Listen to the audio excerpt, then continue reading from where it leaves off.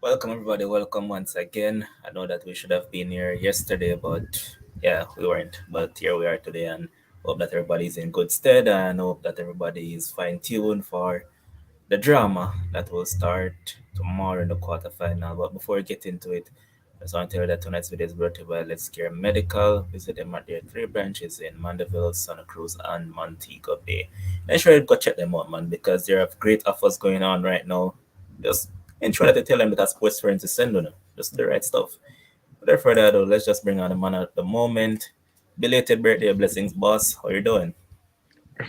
Thanks so much, Levan. I really appreciate it. Doing quite well, and pleasant evening to all the viewers. That is it, man. And remember, viewers, as you join in, ensure that you share the stream, ensure that you like the stream, ensure that you subscribe if you haven't, and tell a friend, tell an ex friend, to tell an ex friend that want to reach 4,000 before year end. I mean, that's what 23 days to go. We can do it. So let's get there. Um,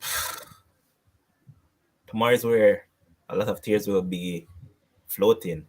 A lot of people being jubilant more than boy. I know that for a lot of people, they really want to see a particular team go home because I mean it's just group stages and round of 16 and you see motorcade, you see barricade, you see all sort of kid going on down here. It's crazy fam.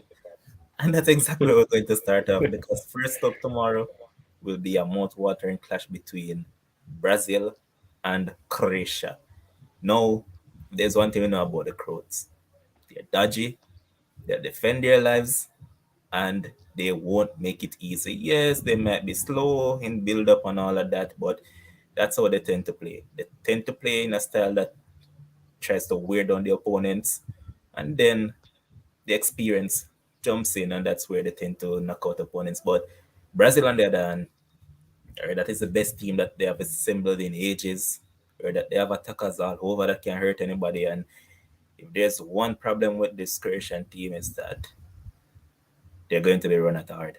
Gravida will have to have the game of his life tomorrow. And I mean, the fullbacks. Juranovic loves to go forward, and so too Borna Sosa if he's available. These are two guys that love to go forward. Well, tomorrow they'll have their hands full. How will they deal with that? Only time will tell.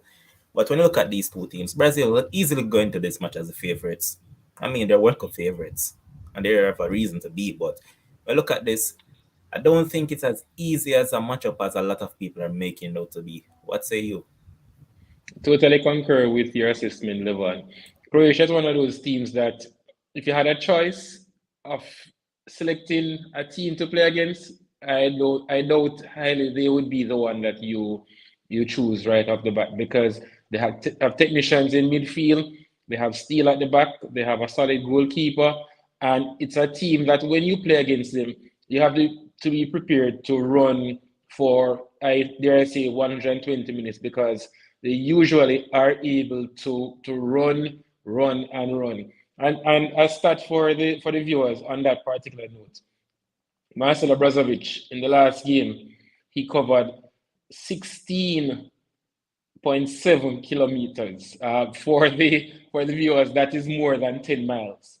So, and guess what? That's a World Cup record since these statistics have been collected. And Levon, another interesting thing is that he broke his own record, which he set in 2018 in that classic semi-final against England. And Brazovic will be very, very important tomorrow because he's the metronome, he's the defensive shield right in front of that back four. And the back four with obviously Sosa, Juranovic, Lovren, who has been good, and of course the shining star, which is Guardiola.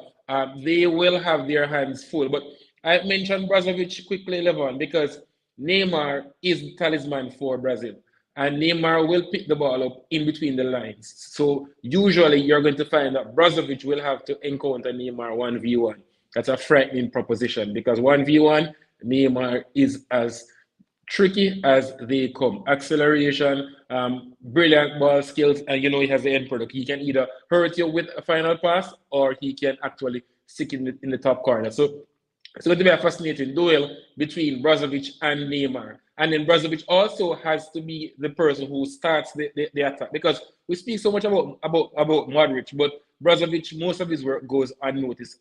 And it's no small feat that he used to keep Mateo Kovacic out of the starting 11 because people always call him Kovacic because they know Kovacic from years, but he has only really been a fixture in the team permanently since the retirement of Ivan Rakitic.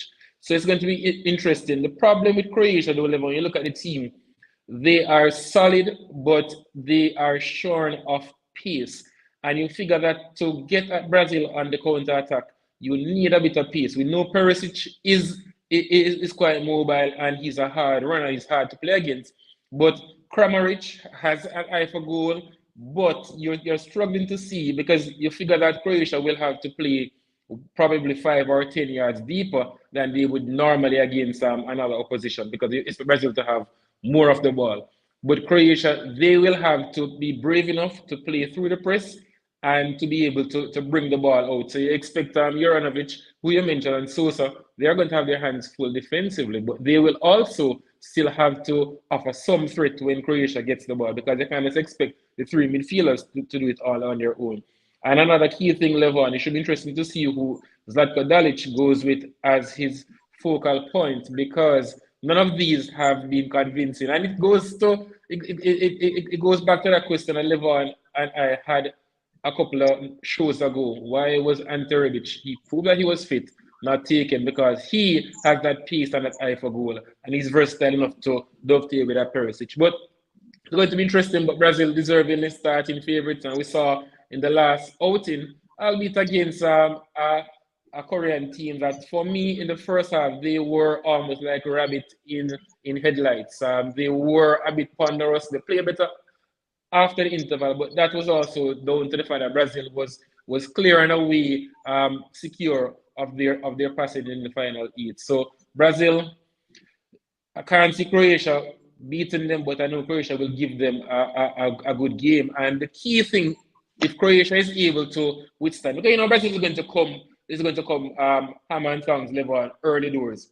Croatia gets through that first 20 minutes, they can start to grow into the game. But you fear for them if they concede early against this rampant Brazilian team because when they score one early, the trend is for them to then start to be able to express themselves. And Neymar looked almost close to full fitness last time out. So I think Brozovic will have to be. You mentioned the back four, but I think Brozovic will be the most important person on that field because if he's able to neutralize Neymar when Brazil has possession and then be able to spring the attack for Croatia going the other way, then that would be a big fillip for Zlatko Dalic's men. Yep. And before I get into a question that I have to ask you, I have to just welcome the man of the moment, the man that you all see on the TV screen whenever there's a break during World Cup. This fella down here. That's the man in the Pegasus ads. And you see that. Yeah, I spent too much time with Josh Carl. We're by the presence of a superstar, so we have to introduce the superstar properly. Nothing like that, boss. Good night. Bless up. Oh, God. There, man. Big up.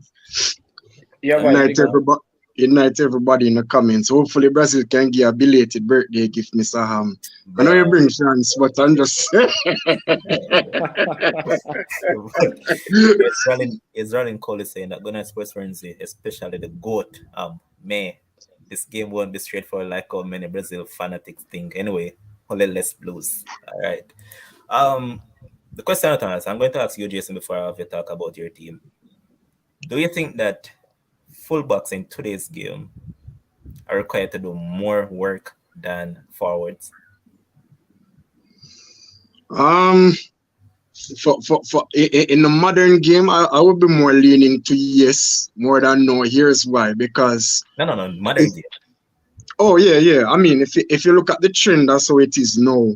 Um, the frequency to which some of the great fullbacks have to find themselves going up and down the pitch, supporting the attack in addition to tracking back defensively, I think is one of the hardest positions to play in football.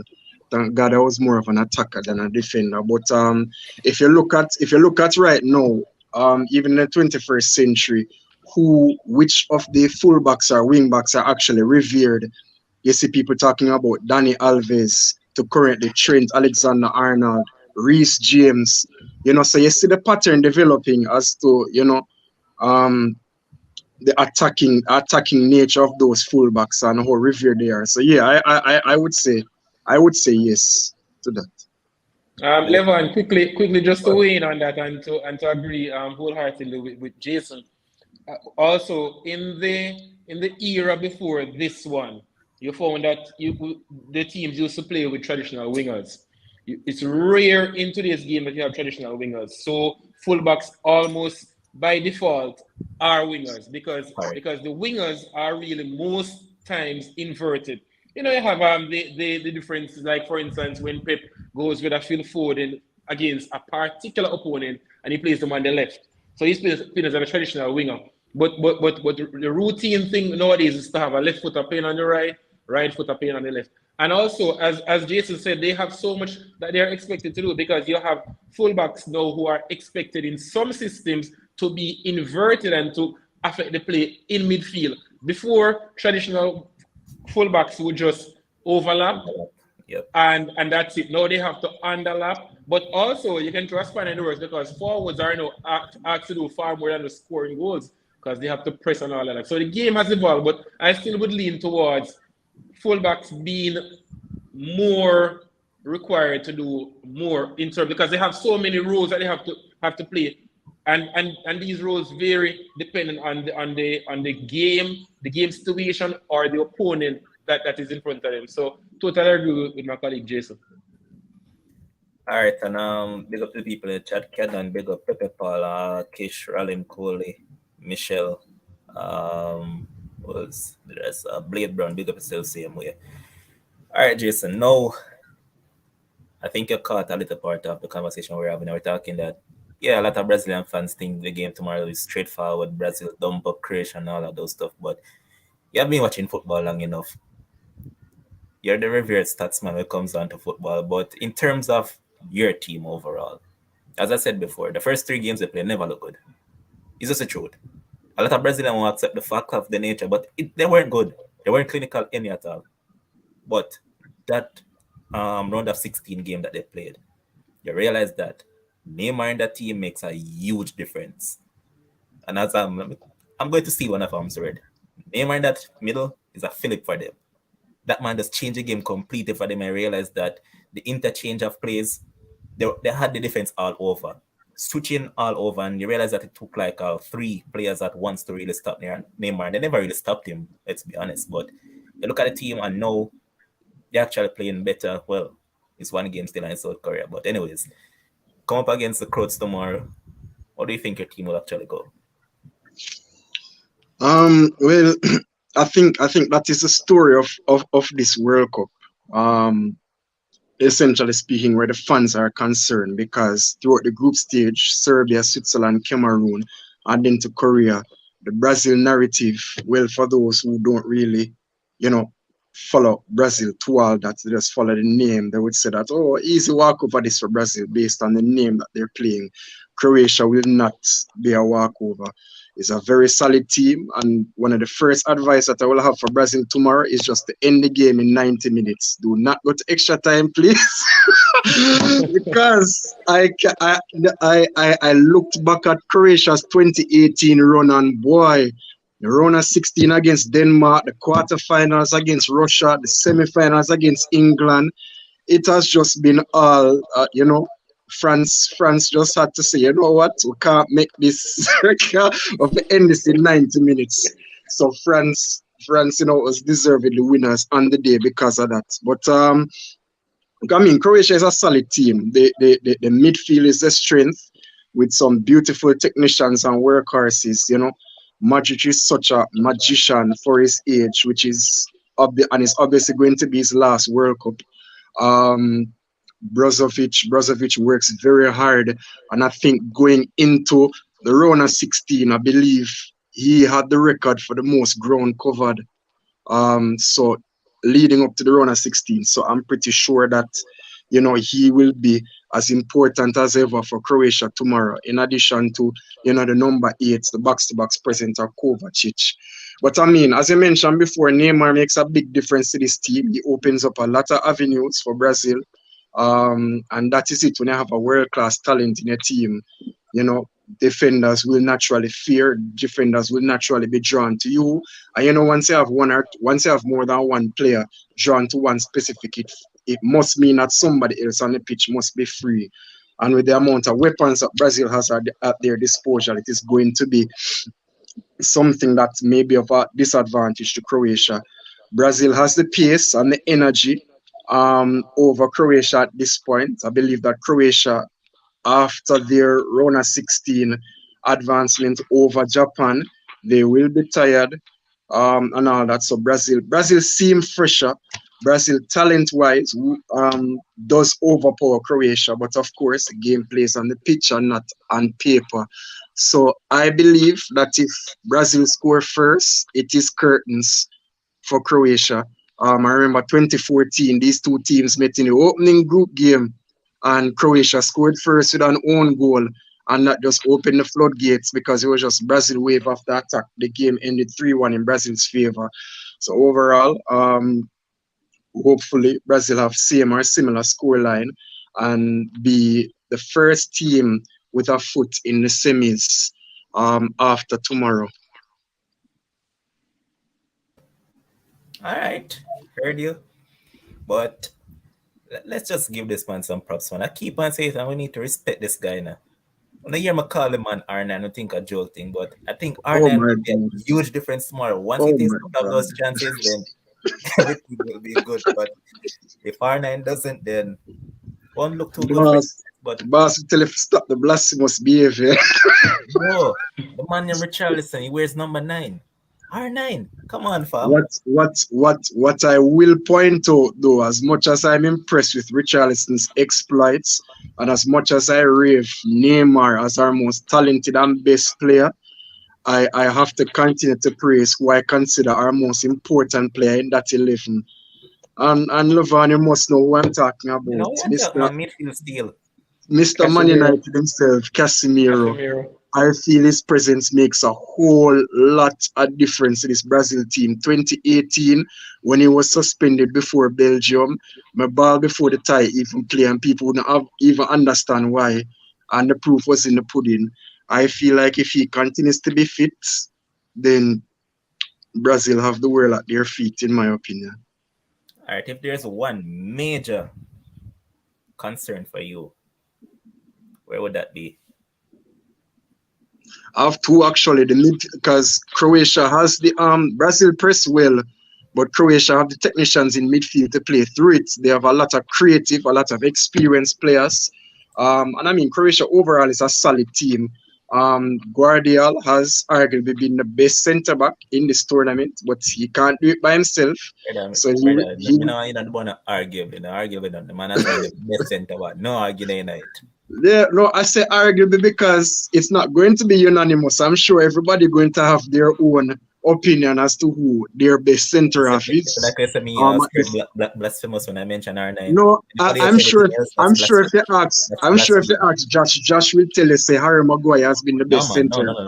It was pretty there today. About it, I must say, yo, you rate the youth differently because your youth at 20, this man is a monster. Well, Levan, you've been talking about him from day one. You saw the talent from early, so you know this should be of no surprise to you or maybe most others, but you call it talent from early. But I think something else that Brazil need to look at is Perisic. That man just knows how to perform on the big stage. I think his goal against Japan took him level with Suka for goals at is it major tournaments or is it the World Cup? I'm not sure if it was just the World Cup or if it's major tournaments. I think it was 6 goals for Croatia.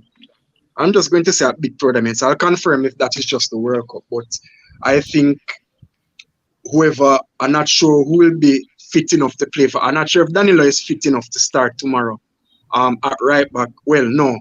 If Sandro will be fit, because if Sandro is not fit, then more than likely Danilo goes to left back and Militao plays right back. So whoever plays right back for us will be up for a tough task against somebody of Perisic's quality.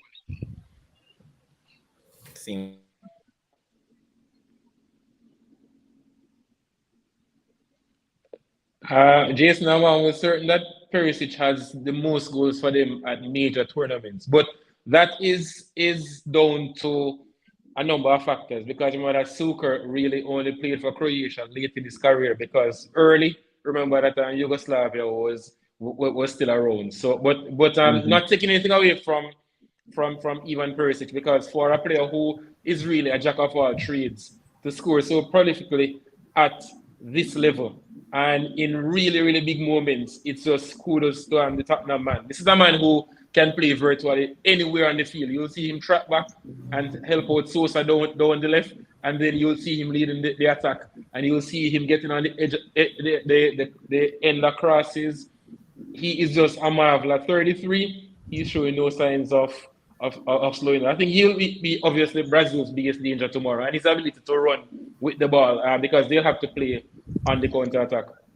When I'm thinking about it, for some weird reason, when I pop the midfield and stay flowing. See tomorrow, that's a hope that it should actually give Sausage some game time earlier.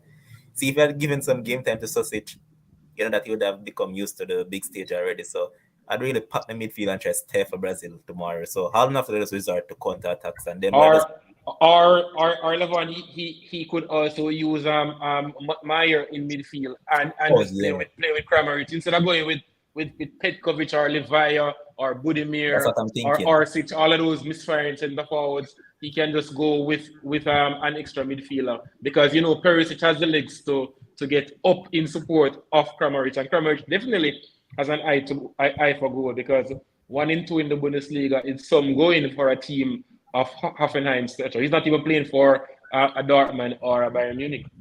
Yep. Yes, Glenrich saying that Croatia has a better midfield. Brazil attack too much for them. And there's Glenrich also saying that Brazil winning 2-0 against Croatia. Now, we're not joined by the politician. What going, bro? Blessings, I'm here. There. It is a France jersey that will I lift up a shirt. It's a France jersey. Blue shirt, brother.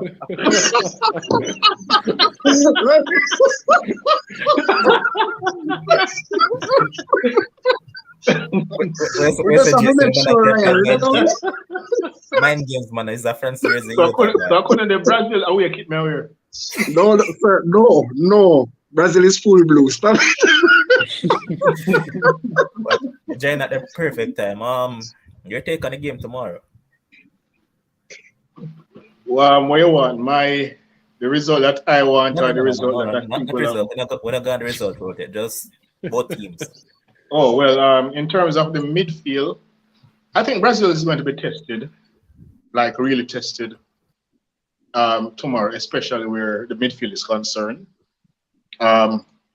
In terms of chance creation, I expect Brazil to have most of that, but it will be interesting to see if their midfield or the midfield dominance will go and how much Brazil can manage that being tested. It's also interesting to see who will have more possession, and how Brazil counter pressing will work against a team that likes to keep the ball. So there is a lot. There is a lot that is a very interesting game tomorrow, though.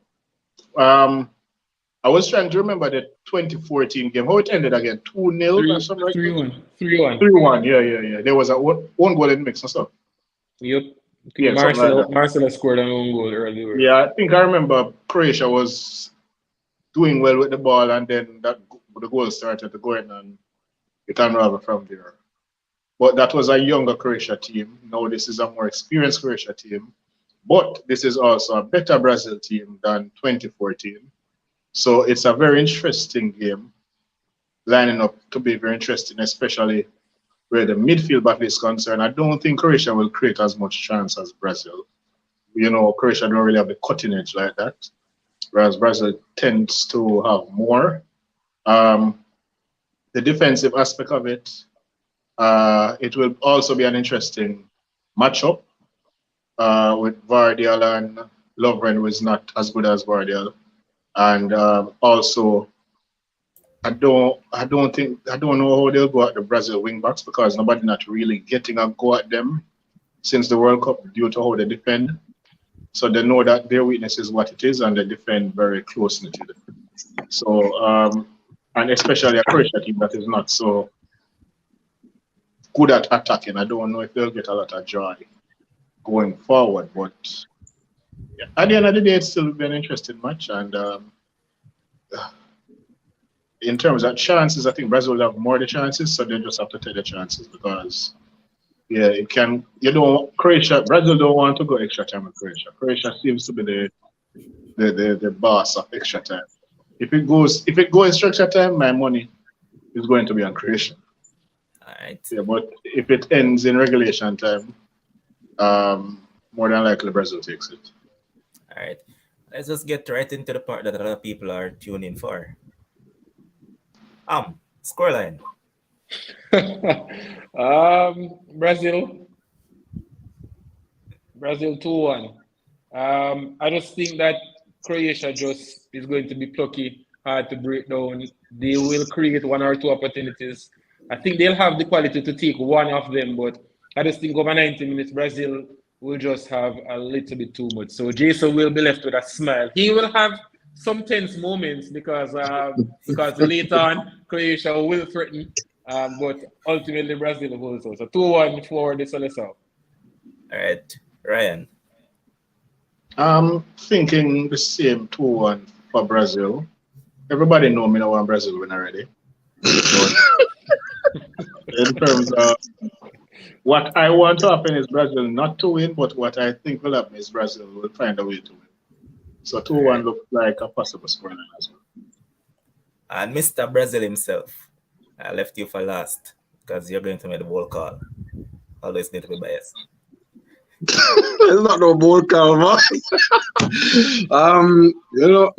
Neymar will be motivated to look to equal and even break Pele's goal scoring record. He would want to do it at this World Cup, not look to any friendly or whatever, especially with all the ailments that is going on with Pele right now. I am looking at a repeat of our 2014 scorelines. I'd say 3-1 to Brazil. All right, I don't think I need to give a prediction because everybody don't know what I want. Everybody know that the world know it. So just like Ryan, what I want tomorrow, Brazil go them here because I'm tired of them fans. Them fans them are annoying as hell. It's not about what you want, boss. It's what you think is going to happen. Me as a Brazilian, I would want Brazil to score 10 tomorrow, but I only predict 3. So hold on, you really want to know me think? All right, this match is going to extra time. Croatia to win.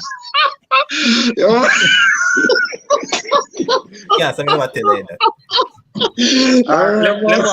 Lemon, I know we're going to go into the other match now, but a player who this sort of scenario, the one that we were envisaging in terms of Croatia adding a midfielder who would be perfect, but he has just not been informed in recent months, would be Pasalic, because Pasalic has an eye for goal. Ryan would know him very well because he was on the books of Chelsea for so many years. Has been free scoring in Bergamo for Atalanta, but for some reason or the other, he hasn't been himself in recent times, and I think that's why he has found himself on the outside looking in, as opposed to pushing one of these players for a start, because he is a midfielder by trade, but he definitely has an eye for goal.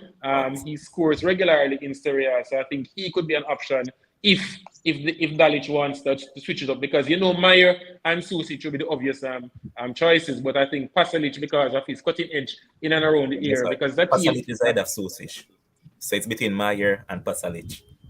Yeah. No.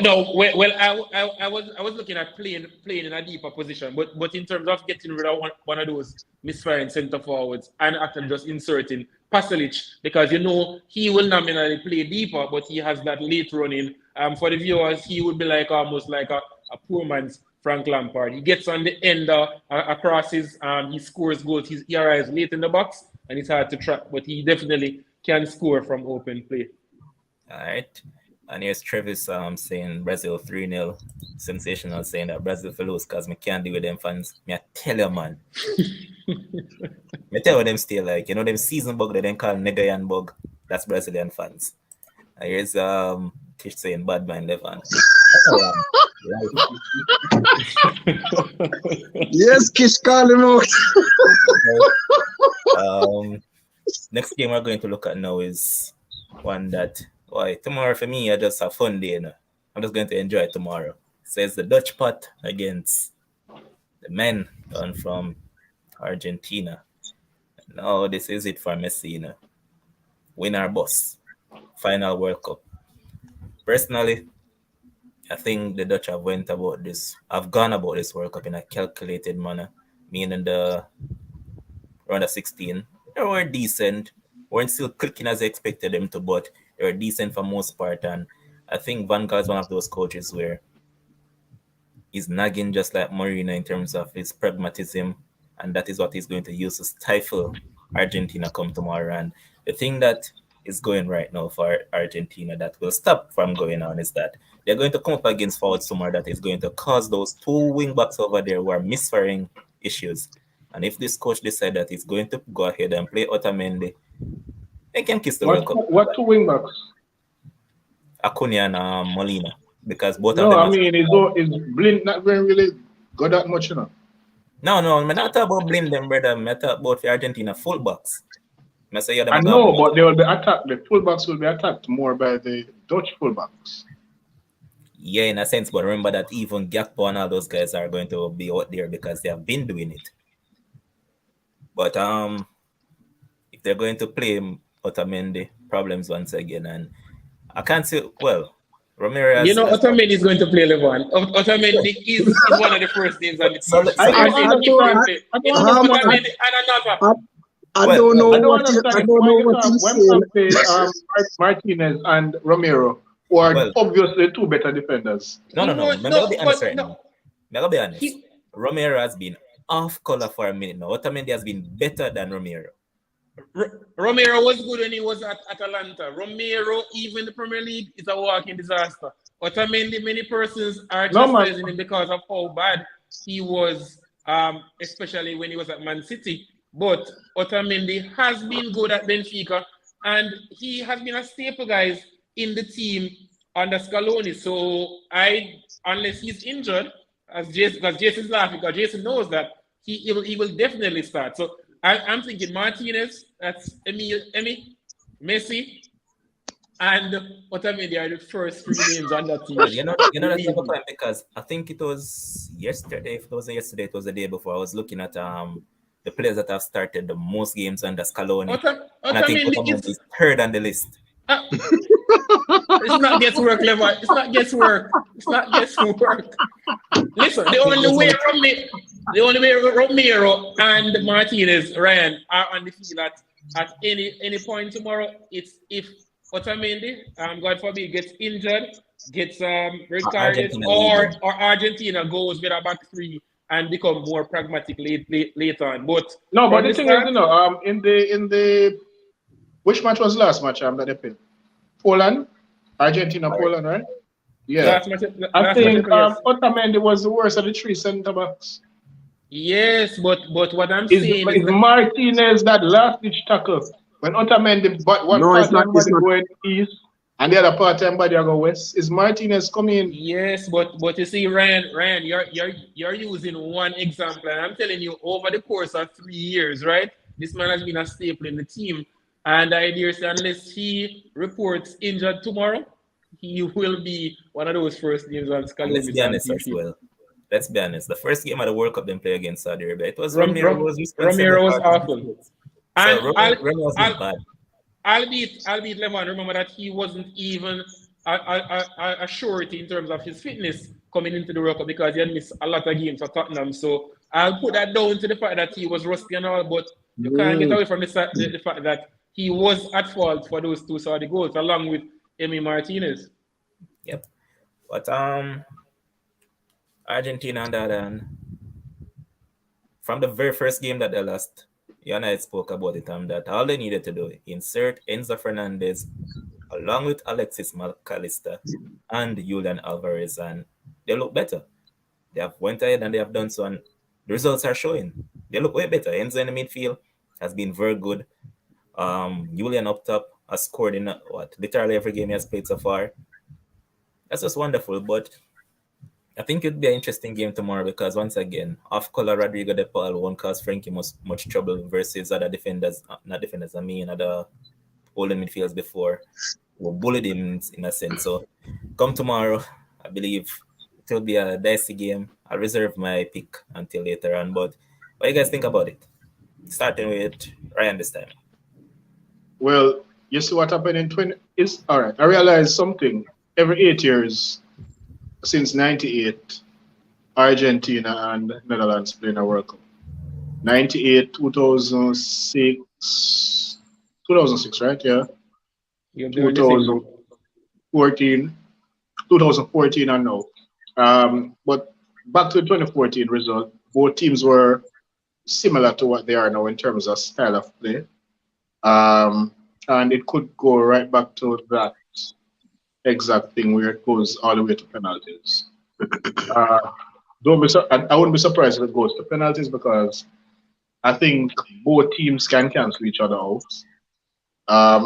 Netherlands will clearly go at the Argentina wingbacks, and that can maybe help to decide the game. It depends if you get goals in it or not. Argentina now, I think they press better with Alvarez starting up front. I think he leads the press better than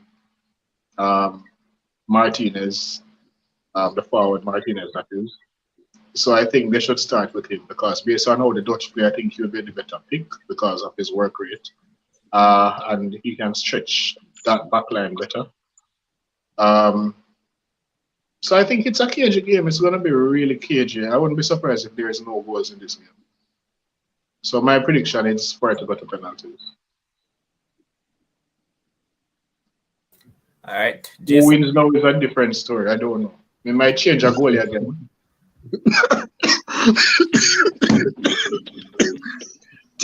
Netherlands still have Team Krul. No. Remco Pasveer at 39 years old to make his debut and save all those penalties. Man, that was one of the most underrated stroke of geniuses by Van Gaal. Well, you know, Van Gaal never changed the goalkeeper in that semi-final. He changed it in the Costa Rica quarterfinals and never changed. He left, what's his name again, who is not there now? Listen. Cillison. Come off my phone. Mary said he called Cillison and told him that he was not in the squad. And Cillison basically come off my phone.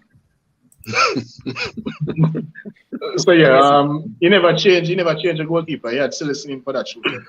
For some reason, and he could have done that. He could have changed. Jason, shoot. I agree with Ryan's sentiments in the sense that I believe this have all the makings of a very ugly game. I honestly don't see much goals in this game either. For the bettors, I'd probably go under 2.5 in this game because I really can't see where the gluttony of goals are going to come from. The thing with Argentina and what I'll continue to maintain is that, you know, they haven't looked electric throughout the tournament, which can be said about a lot of teams, of course. The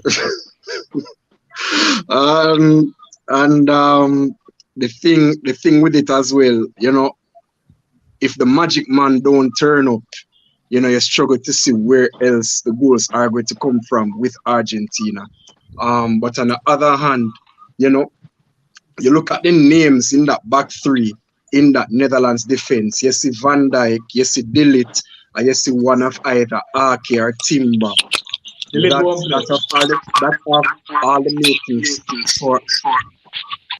have all the makings for a talented centre half unit, but for the most part, those names individually tend to have loads of mistakes. As Levan has been saying, they've been pretty much half color. Those Dutch centre halves. So overall, there will be opportunities for Argentina to score. I think Argentinian fans might consider themselves very unlucky because it seems like for every big game at the big tournaments, aside from last year's Copa America, Di Maria seems to be injured. And even though he's not in his prime, he's still an important. I'm not sure if he's back now. He'll probably play tomorrow, but he was injured for the last game. But the thing is, I mean, Van Gaal, as much as I wasn't a fan of his tenure at United, he is still a brilliant tactician, and he will have plans in place to subdue Messi and Argentina. And I agree with Levan in the sense that the key will be Argentina's wing backs, because they really haven't been tested throughout the tournament. So it will be interesting to see how they deal with a team of Netherlands quality. So overall, but I think as a Brazilian, speaking it into being that Brazil goes through against Croatia, I think the biggest compliment I can paint the Netherlands is the fact that if I had to choose between either to play in the semi-finals, I would pick Argentina. So,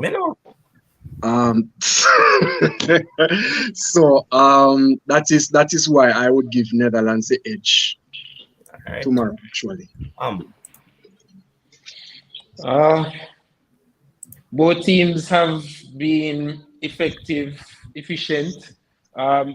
Argentina, we have dissected how they went about losing that first game, so I don't think we need to go back there. But they have just done enough in the subsequent games to get by. They haven't impressed. They haven't set the pulses racing.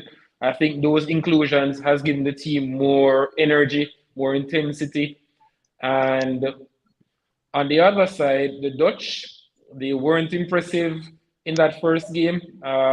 They have been good enough, but there's no guesswork, guys, as to why they have got 19 games unbeaten under this manager.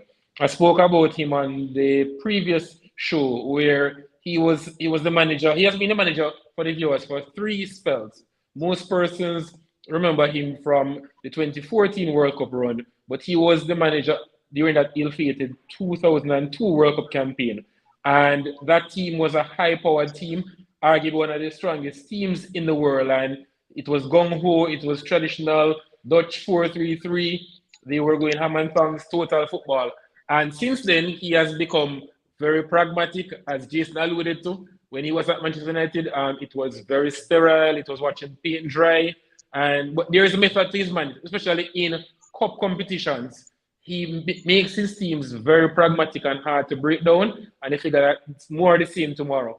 In terms of midfield, I think that's where they have been at their weakest. Frenkie is obviously a sure starter, but the two with that partner him, they have not necessarily covered themselves in glory. I know Klaassen got a goal, and Martin de Roon has been decent, but they have to be on their game tomorrow, because you can't expect Frenkie alone to shackle Messi in midfield. So I expect it to be very, very cagey, to be very, very hard to watch at times. It was interesting, Levon, that the last game, the man that we have called out on many occasions, Dumfries, he finally came to the party. He's such a big weapon in the arsenal for the Dutch, because in midfield, you don't have much goals. Memphis is just coming back from injury, long layoff, looks rusty. Yes, he got himself a goal, but still not yet up to full pelt.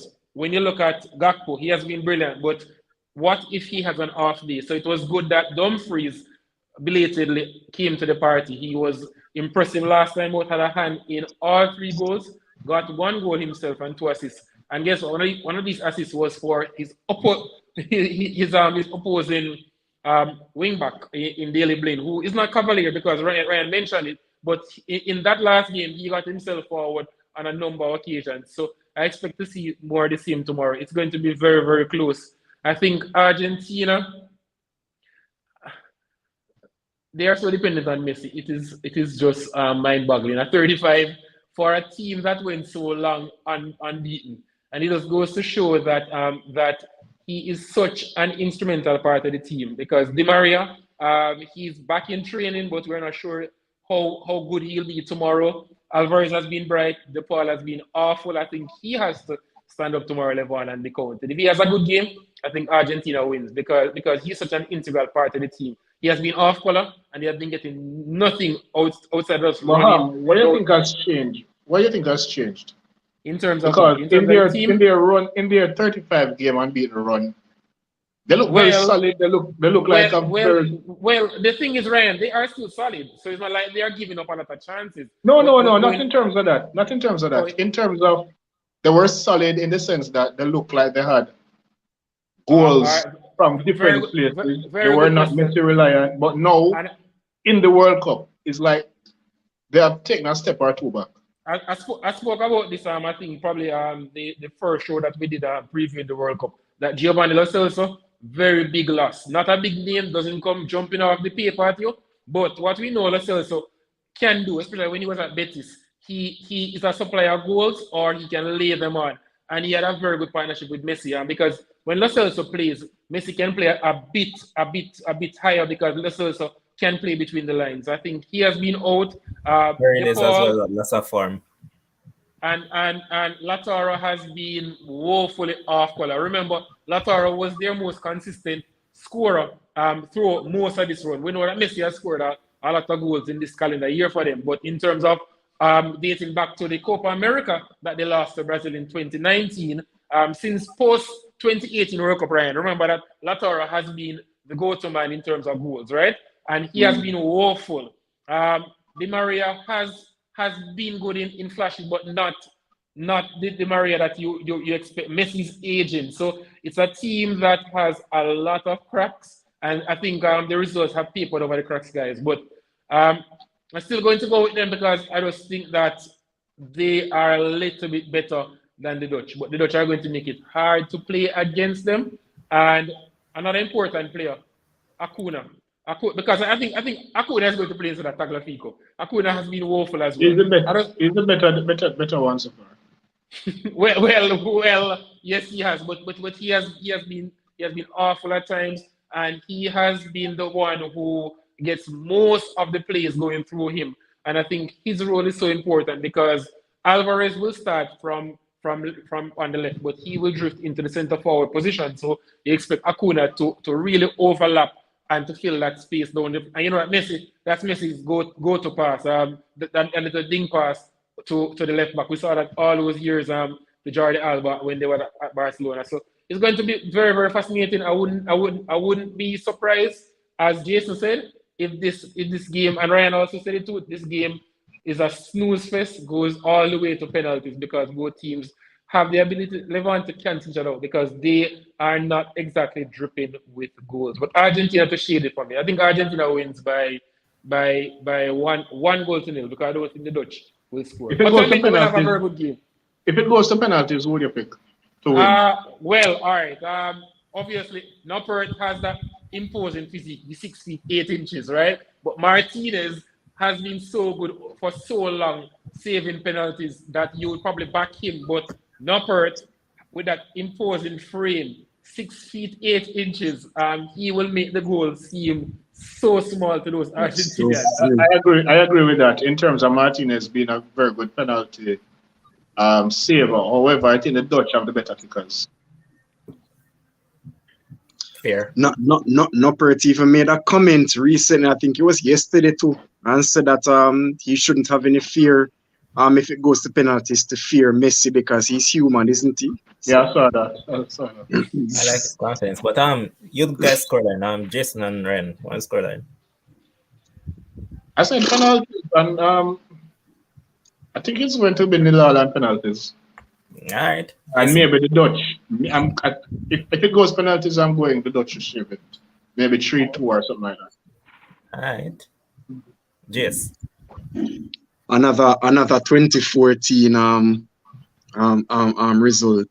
1-1 after extra time and penalties. Only this time probably the Netherlands go through instead. All right, so here we're going now. Tell us that you think a joke when I come and tell us the World Cup is staying in Euro. Argentina go home tomorrow just like on next time. Netherlands coming in regular time, but 2 goals to 1. Messi Can you imagine the fun if both South American team go home? Bro, if both of them go home tomorrow, Wow. I'm not working Thank tomorrow. you. Wow. All right. All right. Let's move on to the games that will take place on Saturday. So first up we'll have Morocco. Surprise package to some, but as long as they follow football, it won't be. I think it was yesterday that they put out the teams that all the guys played for. Not that I didn't know because I knew where all of them played for, but a lot of people never really knew about the clubs that these guys played for. And it's top clubs all of them play for basically. All of the starting 11 top clubs. Keep on striker. The striker might be a bug, but this man plays for Sevilla. No matter think him a bug, he plays for Sevilla. But separate apart from that, Morocco surprise package. Portugal has looked really good, and they have played their best football without a particular diva on the field. So, if Fernando Santos is smart, you'll go without that diva. And I mentioned it to Ryan the other day, and I have to give this coach some props this time around. I was one of, I literally. Will he be brave? Will he be brave this time to not use 2DM against a Morocco team that is solid and have skills going forward? Well, time will tell, but I have to give him some props so far because we became accustomed to this man with blessed with so much talent, playing like Diego Simeone. I told you that they weren't going to be like that this time around, and you guys were saying, "Boy, I'm stuck in their ways." And I said, "No, remember that these players, because remember, guys, in previous Portuguese teams, he has never had this array of talent at any one point. Yes, it was Ronaldo. You had Quaresma, who was a maverick, extremely talented, probably even more natural talented than Ronaldo, but you just didn't know what you're going to get from him. Nani, who was good on his day, but they have options. Guys, Vitinha would start for most teams. Based on what he has done since he turned up at PSG, would start for most teams. He can't get a look in, right? They have so many options. Some of these players who they didn't even bring. João Moutinho is getting on age. Yes, he's 35, but Moutinho would still crack many of these midfields. So it just goes to show, guys, that these players, remember, are playing for clubs that dominate possession, right? Bernardo Silva, when he plays for his club team, they are routinely dominating possession.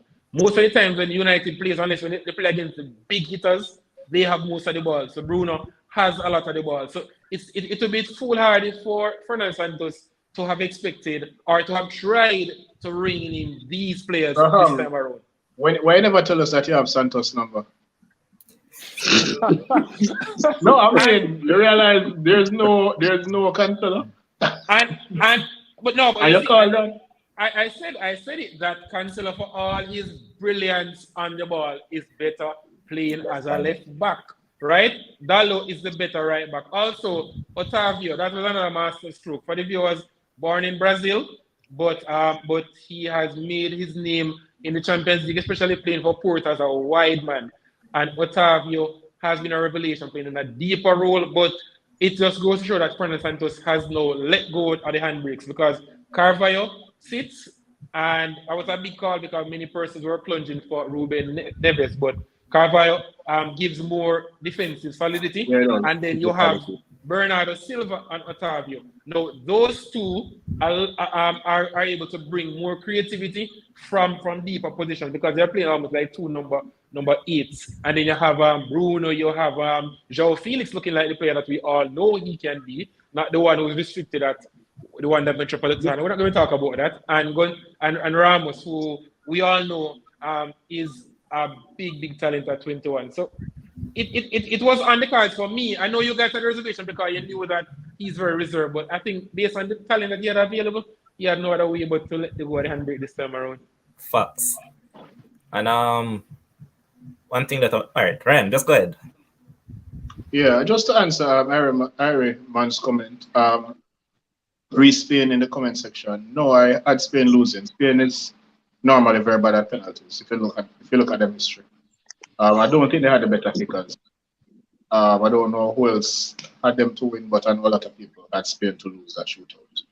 Who I spoke to before the shootout. That said, though,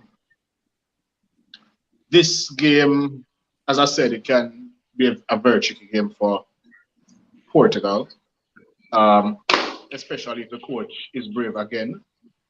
His bravery will be tested.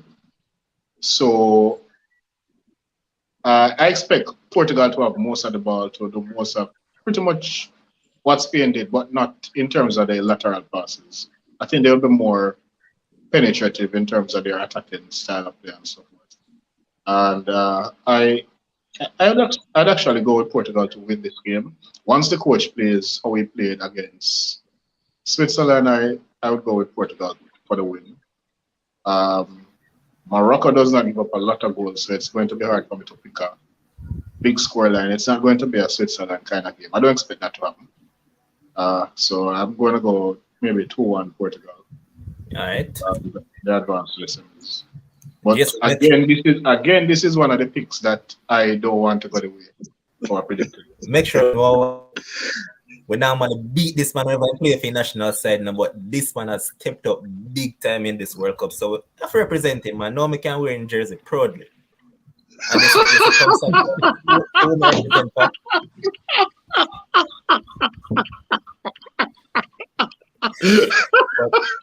Do you guys think Portugal have the best squad in terms of balance and player that can come in for players? Yes, I'd say. I think in terms of balance, I'd say yes. I would say yes. I would think so. I look at your side, for example. You have keepers and all that stuff, but if Shaw gets injured, who comes in at left back? Trippier. Bro, Trippier is a right back. No, you have to come in. So no. Let's talk about like for like, you know. No, we don't have that like for like. Because Chilwell would have been there, not but for injury. So I'll give it to Portugal. So given the fact that he's not there, it would be Portugal. And Jason, before I let you go, guess what? What you're also not looking at as well, you know, this team has a lot of weapons. Rafael Leo was fantastic last season. Start this season good again. That man can't start. And he's a big X factor. So to have an X factor like him coming off the bench. And 2 goals from the bench already. It was crazy, man. It's crazy. But Jason, what do you think? Because right now, you know, me kind of dip on a level where I want Portugal to win, but I don't want them to win. If you understand. We know why you don't want them to win. No, it's the same thing with me, except for the fact that if the other game go my way, I would rather play Morocco. Yeah. But shoot. Well, Morocco is going to be the neutral's dream this time around, right? Every neutral will be pulling for Morocco, hoping to have an African team in the semis. There was a brave prediction by Buffal that has come out after they made the quarters about how confident he was. As long as Morocco make it through the group stage, they're going through to the quarterfinals. And maybe he would have suffered a lot of hits for that interview or a particular post, but he was proven right in the end. Morocco does have quality players. Ziyech has shown up for Morocco, being so topsy-turvy up and down with Chelsea. Hakimi, you know, will always be an important player for Morocco. And of course, Lovan mentioned El Nesri.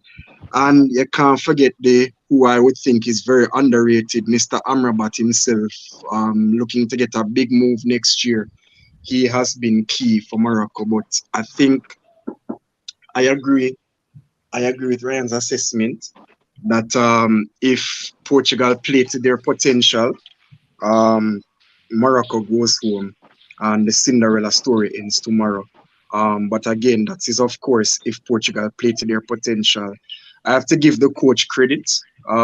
Maybe it is done. I didn't even look at it like that, to be honest, with relation to the increased depth and quality that Portugal have, the same comment that Ham raised. at one point as to why he would have lifted the handbrake.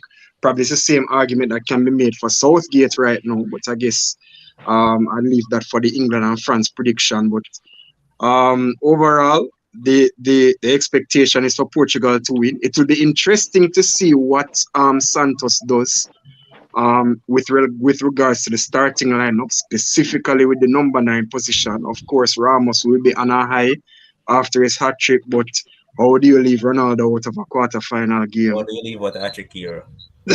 So that will be down to what Santos believes. I'm sure there'll be many people who say Ronaldo have to start tomorrow, even though Ramos scored a hat trick. So that is just how it is. But yeah, overall it should be a good game. I think it have the hallmarks of being the most exciting out of all of the 4 quarterfinals. But Portugal may edge it in my estimation. All right. And right now, I'm going to start the movement. The movement has started and it's now GR7. Right, they say they know. We'll now mention the next one, the GR7 thing they know. But scoreline for you, Jason, quickly. Portugal 2, Morocco 1. Brian, I gave yours, right? Yeah, same score, same 2-1. And Nam, you gave yours as well? No. You know, I'm the biggest Moroccan supporter, but it seems like it's a bridge too far. You just think that they have punched above their weight and they are going to come a time that this is a bridge too far for them. One thing, just to augment Ryan's mention of their position or lack thereof in the World Cup, they have of the teams remaining, they have the smallest average position.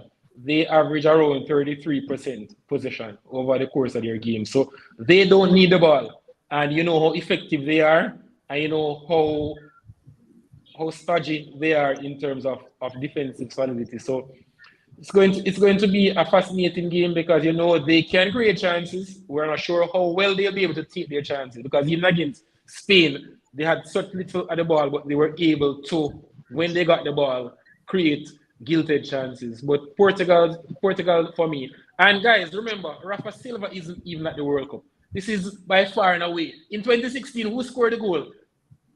Eder. Yeah.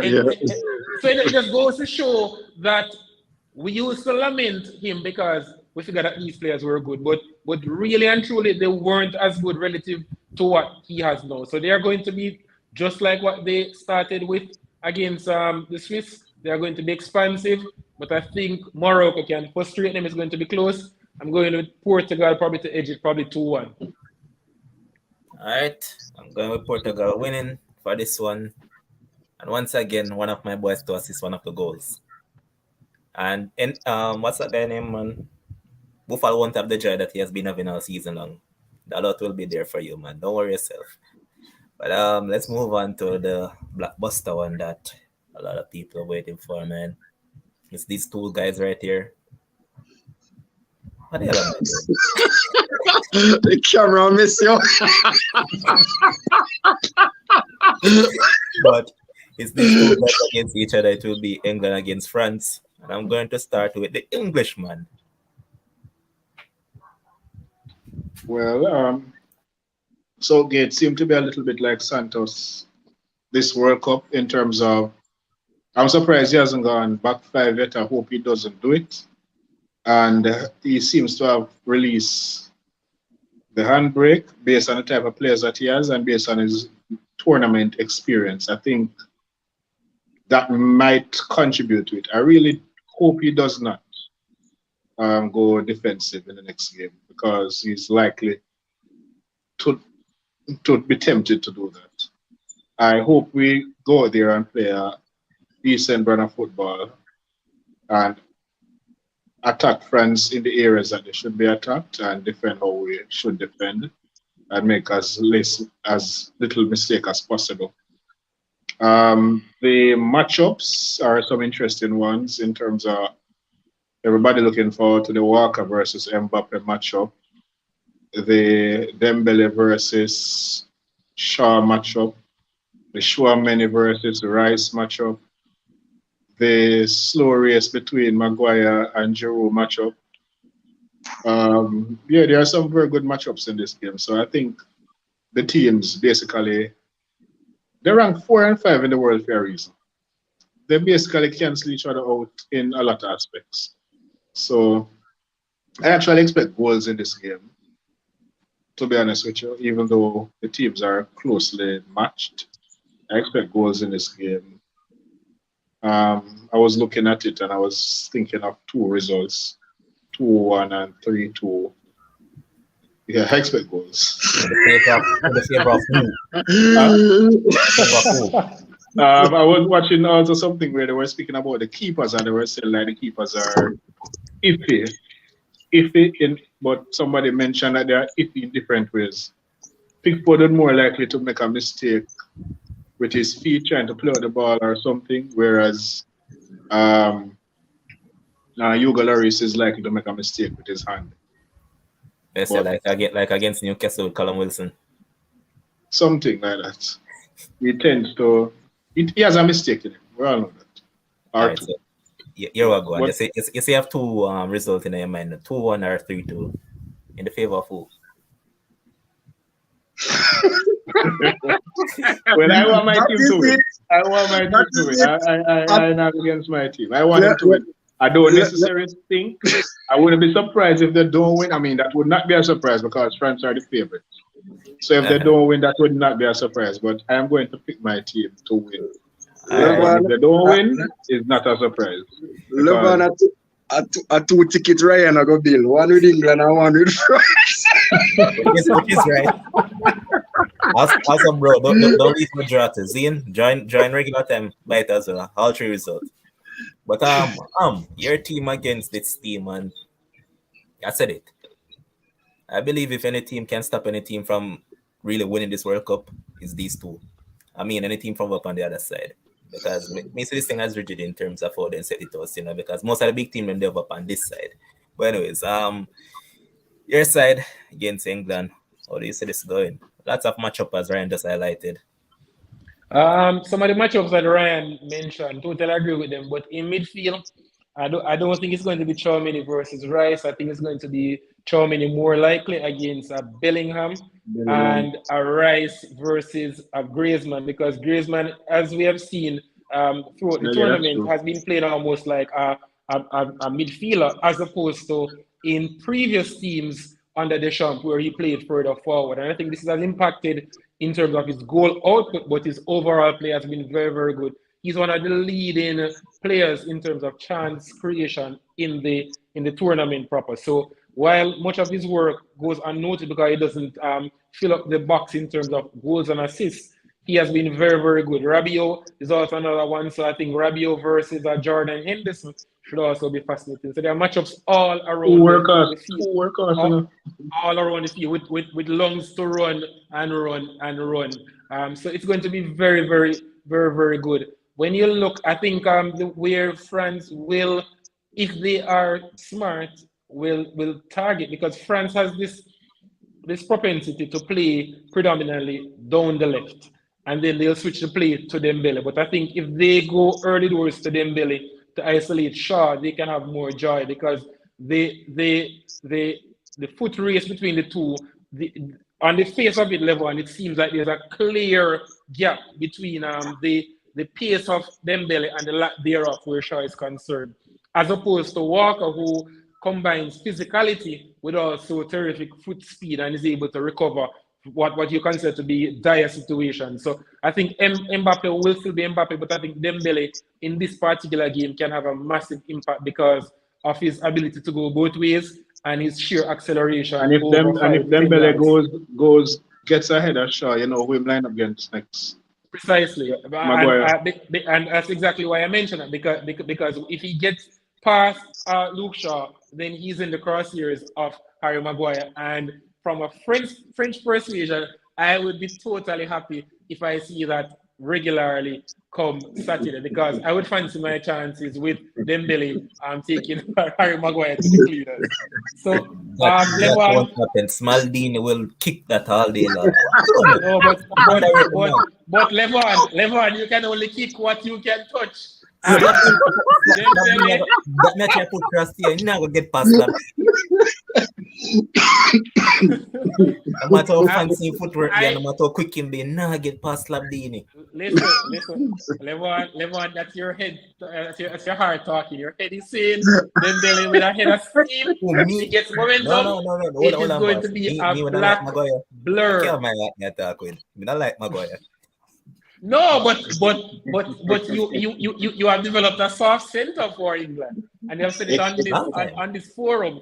So that's your heart talking there, not your head. Your head says in a foot race, Maguire has no chance. If Shaw didn't have any, what chance does? And then by then Dembele would have gone up to probably top speed. So it's going to be fascinating though, because France has its issues in wide areas in terms of defensive.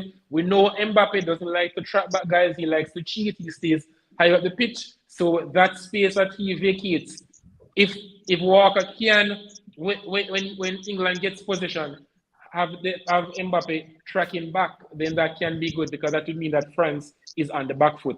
And if he doesn't track back, then they can isolate Theo Hernandez, who for all his brilliance going forward isn't the most adroit at defending. His brother fills me with far more confidence when tasked with defending 1v1. So if England can have 2v1s out there, and also Saka is able to, because of his grounding at Arsenal, where he played a lot as a wing back. Early doors when he just made his senior team rise, that he can also cover for a Kyle Walker on the right side for England, which will be the left for France. So it's going to be fascinating. I'm going with France. I think France has a little bit more, but in terms of the starting 11s, but when you look through the squad, because remember that France has been ravaged by injuries, so some of these players who are starting would have been squad players at this. But I think France has the serial match winner in Mbappe, and in Giroud they have a constant supply of goals if they provide him with enough chances. So I think France wins it, but I definitely see more than 2 goals in this game. I'm seeing France probably with 3-1. All right. Interesting. Yes. What? The Lord knows it. Well, although in a 2 neutral circle, he's an English fan by trade. He's English. I was going to say that level. Well, 3 are English. I have dissociated myself a bit until Southgate leave, so there's an asterisk right now. But the man win the World Cup, no, if football, Jason. Exactly. If England wins the World Cup, I will give him his props. I gave him his props for at least taking the handbrake off, but there's still some past memories that I struggle to get over sometimes. But anyways, the Lord knows him couldn't make no mistake. France, imagine France losing talents like Benzema, Pogba, Kante, Nkunku, and still have enough depth to be even slight favorites over this talented England team. It just wouldn't be fair, naturally. But in my estimation, I don't know. I honestly feel like Southgate reverts the type tomorrow. And not in a sense where he probably might put on another centre half, but I really believe that he's going to give Rice instructions, say you better operate as a third centre half because England will need all the protection that they're going to get. I would hope that he continues to leave the handbrake off, because there's one thing that you notice between the Euro final against Italy versus the matches in this World Cup against Wales, Senegal, and which other game did they win? Iran. So if you notice, the big difference between those two is that when England scored first against Italy, they just shut down and invited pressure, which gave Italy all the impetus to go on and win the tournament. Compared to in this World Cup, I know these teams are probably of different quality compared to Italy, but you know that England scored the first goal in these games and then they continue to push before they got and got some more. So that is the England that you'd want to see with these talents, Bellingham, Foden. So overall, the teams are slightly level head to head. Overall, you know that Mbappe will always be the trump card and will always give France the advantage. But I feel England have more options off the bench compared to France. So there will be goals, but it will be a tight game. Honestly, this is one of the first matches in a long time. I struggle to find the winner, to predict the winner right now. Because this game can really go either way. But if I had to lean towards somebody, I would choose the French. I would say 3-2 in France's favor. All right. I'm predicting. Levon, before we get to your prediction, I know it's because of the style of play and we just figure that they can play better. But sometimes I wonder why it gets so much flack. Because when you stack up his record against any other English manager outside of Sir Alf Ramsey, who won the World Cup in '66, his record stacks up against any, and we're talking about people who have been celebrated in the game, people like Sir Bobby Robson and the like. And I'm just thinking that yes, Bobby Robson took them to the World Cup semi-final in 1990, but to back up that World Cup semi-final in 2018, he took them to the ill-fated European final that Jason just alluded to in 2021 when they scored early and then they got timid and they allowed the Italians back in the game. When Italy was really there for the taking because England had all the tools to score a second goal, you would fancy, because England had the weapons. And you just figure that once the game went on, that Italy would have grown into the game because of Southgate's pragmatism. So I know the style, but when you look at the record, though, for a manager who has received so much flack, remember that people like Sven-Göran Eriksson, you would figure, probably had even more talent or more world-class players, because most of these players who are very good have not yet reached their prime. Phil Foden is not yet at his prime. Jude Bellingham, we tremble as to what he can become. But remember, Eriksson had people who were in their pomp, who were routinely regarded as best in the world in their respective positions, and they were getting like eliminated at round of 16 quarterfinals and the like. So I think yes, Ryan is not enamored by him, but still have to give credit where credit is due. And as Ryan said, if they do lose on Saturday, it would not be a big surprise because this is a quality French team, albeit one that has been ravaged by injuries. And as you rightly pointed out, I think I saw it somewhere that from 1966 until 2016, they got two quarterfinals at least 9 times. And since Southgate has taken over, they have done it 3 times already? Because they've been to Euros final, World Cup. I saw some stats that something similar to that in the sense of him. I think something about him having more wins in knockout between that period. Precisely than any other manager in 66. So the style is turgid, it's hard to watch, but the results stack up against any other outside of Sir Alf Ramsey. But what I'll say though, England will beat France. My English boys will take it home. England all the way. If trust me, England do win on Saturday, that is going to be a big statement because it is true, and in fact that you have to give Southgate credit for his performances at major tournaments since he has come in. But I think that would have to be a huge statement. That the big criticism facing Southgate under England under Southgate really is the fact that when they come up against quality opposition, they tend to be second best. Yeah. So, yeah. You better prepare yourself for that failure tomorrow. You're there to about England. Remember, you go home tomorrow. Me bring Argentina. The 2 hours go home tomorrow. You think a joke thing with that, boss? We're not tired to see Europe win the World Cup now. We're not tired. We're not tired. Bro, how are we supposed to be tired when we support European teams? On the must can see the World Cup trophy parade around the Amazon sometime, man. But Jason, remember that Levon would never have seen any other continent except Europe because. Point taken out.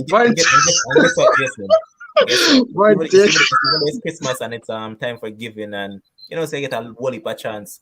Right now, when the two friendly that Christmas, so nothing I give away. Europe, I bring it home again. But final minute, starting with you, Jace.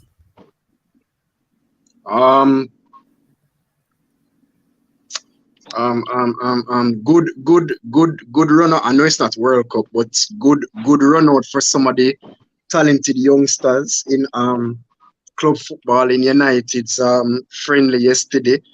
Happy to see How it ended? How it ended? Right. Yeah, that's no truth. The United lost, but Ryan knows. What was the score then? 4-2. Ask them who they play again. Cadiz. That is the worst team in La Liga. The team that can't score no goal. Yes, boss, but trust me, I'm not really worried about that still because Nah, worry about that. But big up, I mean, football anymore. Just saying. Lovan knows how highly touted I have this midfielder, man. Kobe Menu. I was so happy to see him on the score sheet. Who's that? Kobe Menu. I'm looking forward for him to have a big 2023 and beyond. I'm hoping he can get some opportunities in the first team. Ryan. Huh? He's an English boy. Okay. He has scored multiple goals for you guys. Under 18, I think. He's actually a midfielder. He's not an attacking player. He's a midfielder, box to box. I think I've heard that name. I think I've heard of his name. I just don't sure if I've seen him play before. The extremely talented player, man. I'm so proud of him. But the last 2 days have been quiet with the World Cup break, so all hail returns tomorrow. Just looking forward and keeping my fingers crossed for another Brazil win in the morning. That's it. All right, Ryan. Boy, you can cut the tension with a knife between the fans. Them the 2 day break. And you can cut the tension with a knife based on how the fans are tensely awaiting the games and so forth. The Brazil fans, I spoke to some Brazil fans today, I know them everywhere, so you can't miss them. And they were saying that they prefer to be in my position, waiting to see everybody play, then play last. And I am like, I'm still tense being in that position. So they were saying, imagine them. So, I mean, it's tension all around here, man. These 4 matchups are some solid matchups. And the prediction also that you might see teams play better, given that we are near the middle of the season and players are more fitter as opposed to them playing at the end of the season. It seems to be playing out right now because you're seeing some very good football playing and the players are really bringing it at this World Cup. So I expect these quarterfinals to be some solid football matches. Everybody know my results already. I want Morocco, England, Netherlands, and Croatia. I only have one change to that. I'm sending more Morocco than Portugal. I might get 0 based on those picks that I have. I might get a grand total of 0 out of 4. But I hope so. But,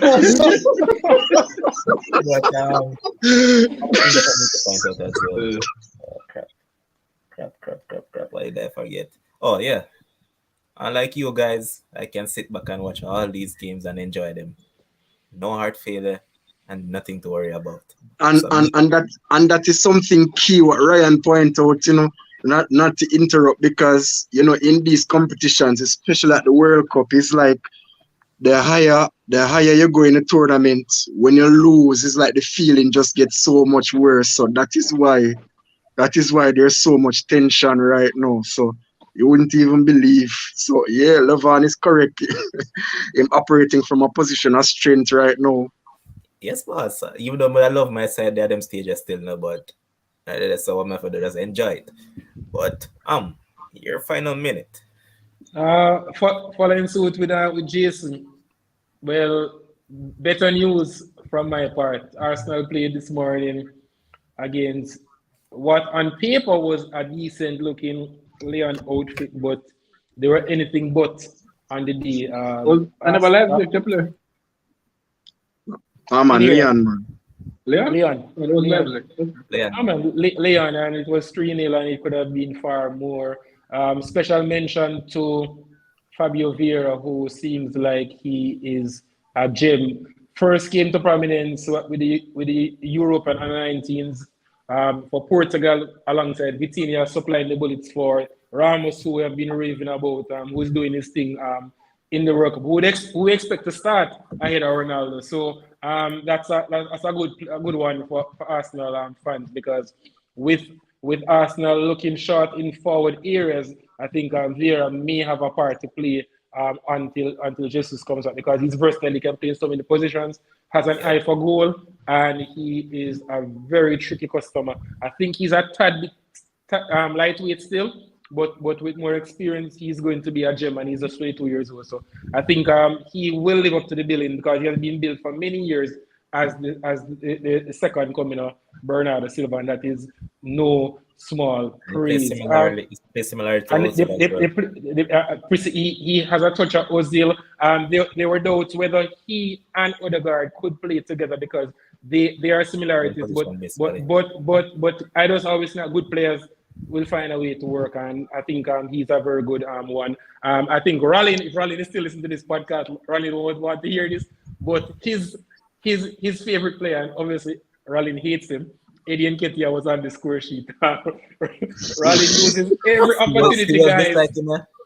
He uses Ryan trust me. Ryan doesn't hate him like Rollin. Rollin is blowing up my phone at 4 o'clock in the morning. What are we going to do in Nketiah? And this is the transfer window. I shot firmly the Jason. This man is complaining. I'm saying, Rollin, we have to keep him at least the next transfer. I don't think well, maybe he might hate him more than me, because last year when he got the England under 21 captaincy for the under 21 tournament, when Mason Greenwood got ruled out, I was like, Lord God, the group stage is gonna drop out. Ryan, you only have to deal with him when he's called for international duty. Remember that this man plays for Arsenal, right? Remember Arsenal let go Lacazette, Aubameyang, and basically gave him a new contract, right? When he had, and then people were saying that he is not as good as Balogun, so why not just give Balogun the chance? The man even take over the number 14 shirt. Precisely. So and Rollin was up in arms, and I'm saying Rollin just a number, and he was up in arms. But a welcome goal from Eddie Nketiah. That man slows down, attacks him. To be fair, Levon, his all-round game has been improving. He's obviously not, in my eyes, ready for such a big role. But until Arsenal signs someone, then he'll be the one leading the line for them. Quickly, cricket. West Indies has all to do, guys. All to do. Labuschagne, another century. And Travis Head, who's in class, living up to the high billing that he has always had in Australia. And he scores at such a clip. He was like it was over 80. So he's getting runs, but he's getting runs at a fair clip. So West Indies is looking down the barrel of, and I figure Levon that Australia has the perfect scenario, guys. 3:30 for 3. They are going to start batting in natural light, and I figure that they are going to want to get us in when twilight sets in. So you know that the ball will more than likely start to go around corners with people like Mitchell Stark. I think it's much of the same again, like the first test. They're just going to give us the back end of that. And the conditions here, Ryan, are so much different with a Stark under twilight with that pink ball. And look out for Nessa. Because Nessa is a day-night test this one? Day-night test, so it's a pink ball. So they are going to start batting Ryan in natural light, right? So I figure that they're going to probably put 200 runs on the board, guys, get to over 500, and then give the ball to their attack. And then remember, they still have Cam Green to come in and rough them up. What time the match starts for us? 11 hour time. I think it's 11 o'clock your time, so it'll be 10. The first test was day night? No. Remember, So they are two different. Oh, they are in two different zones then. Two different time zones in Australia. Yeah, man, because you have Adelaide and you have Western Australia. The first one was played in Western Australia. So when games are played, well, it's no longer the Waka, but when it's played at Perth, it's earlier as opposed to when it's played in Adelaide or I know they have Sydney. different time zones. I just never know which area they were playing in. And just to point out, Ryan, sorry for West Indies. You know why? If me say Devon Thomas I get so much movement off the pitch, imagine a Mitch Stark, imagine a Scotty Boland, imagine a Cam Green. Bro, it's gonna be crazy. Imagine, and Yeah, listen, but Devon Devon was medium pace. Them man, they're faster. No, but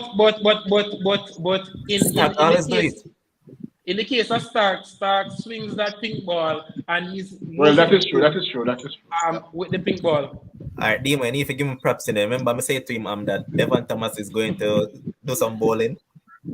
There it is, Devon Thomas with the wicket.